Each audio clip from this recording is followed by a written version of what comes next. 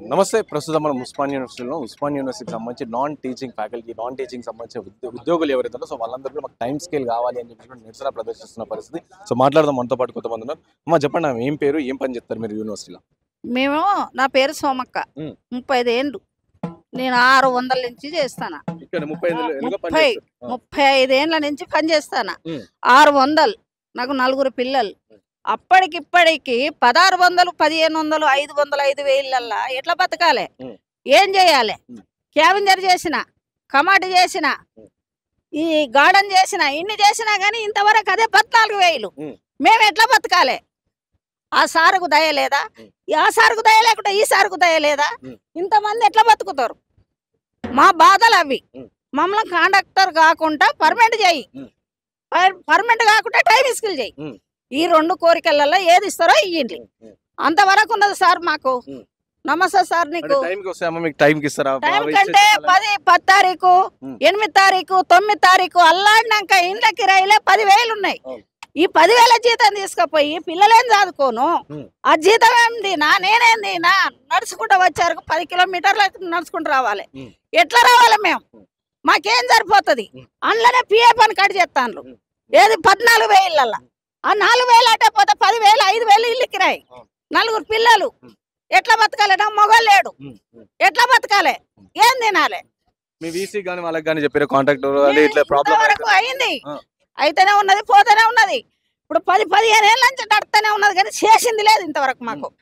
మాకు పర్మనెంట్ చేస్తారా, time skill చేస్తారా? ఈ రెండిట్లో ఏది చేస్తారో చేయండి. లేకుంటే ఇదే క్యాంపస్ లో చావంటారా? ఇంతమంది కట్టగట్టుకొని వస్తాం. ఈ 2 కోరికలు మాయి. చెప్పండి, మీ పేరు, ఏం వర్క్ చేస్తారు? నా పేరు రాము అండి. మేము ఇక్కడ బిల్డింగ్ డివిజన్లో వర్క్ చేస్తాను. నేను గత 30 సంవత్సరాల నుంచి మేము కాంట్రాక్ట్ బేసిస్లో పనిచేస్తున్నాం ఇక్కడ. మాకు తెలంగాణ మనం సాధించుకున్నది ఉద్యమాలగడ్డ. ఫస్ట్ ఉద్యమాలగడ్డ ఉస్మాన్ యూనివర్సిటీ. ఇక్కడ నుంచి మనం తెలంగాణ సాధించుకున్నాము. తెలంగాణ సాధించుకున్నది దేనికంటే మన ప్రాబ్లమ్స్ అన్నీ సాల్వ్ అయిపోతాయి, మన పాలకులు వస్తారు, అంత న్యాయమే జరుగుతుంది అనుకున్నాం. గత ప్రభుత్వం మమ్మల్ని ఇదిగో తీపి కబురు అదిగో తీపి కబురు అని మోసం చేసిందండి ఫస్ట్ ఆఫ్ ఆల్. తర్వాత మాకు ఆల్రెడీ 1,500 సంవత్సరం పెరిగేది.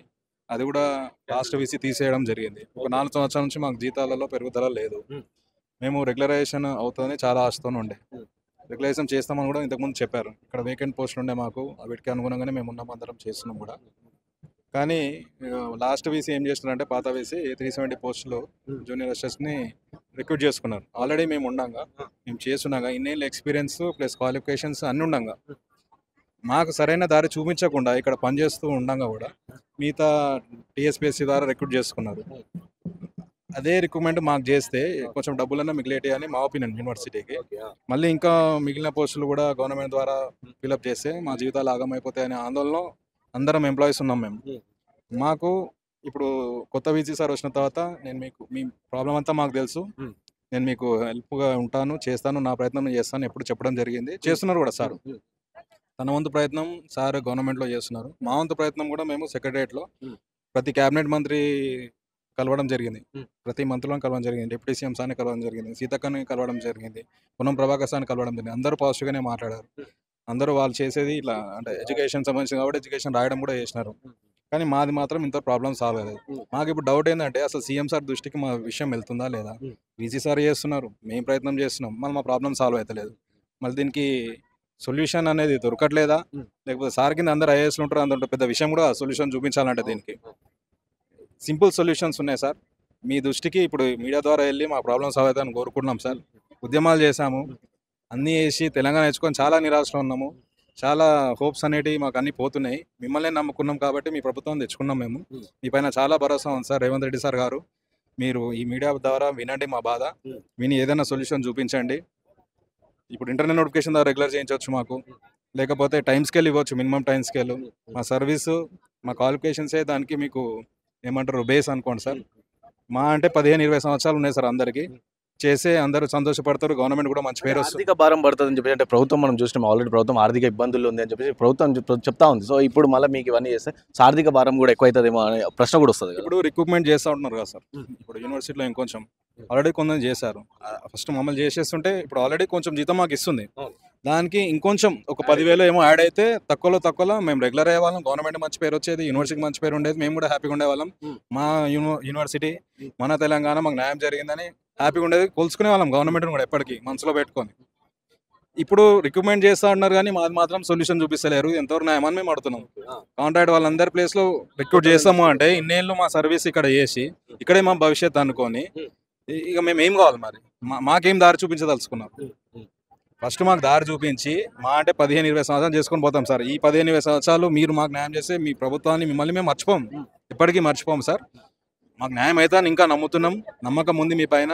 ఏమన్నా చేసి ఏదో సొల్యూషన్ తీయండి సార్, లేదా మమ్మల్ని పిలవండి చర్చలకి, మేము కొన్ని సొల్యూషన్ చెప్పగలుగుతాం. ఉన్న దాంట్లో ఏదైనా చేసి మాకు న్యాయం చేయండి సార్, అంతే మేము కోరుకుంటున్నాం.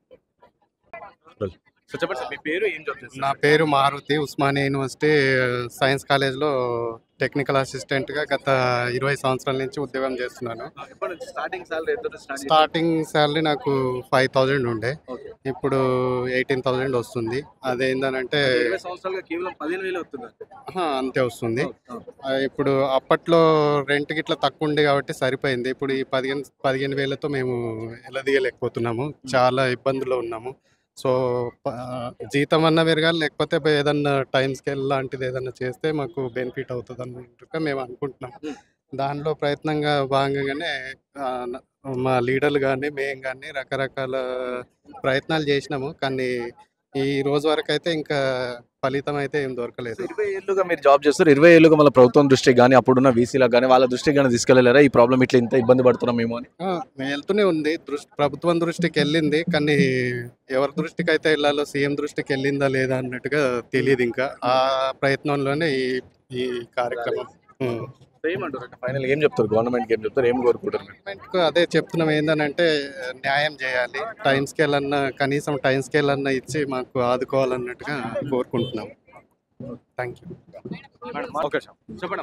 నమస్తే అండి, నా పేరు దేవి.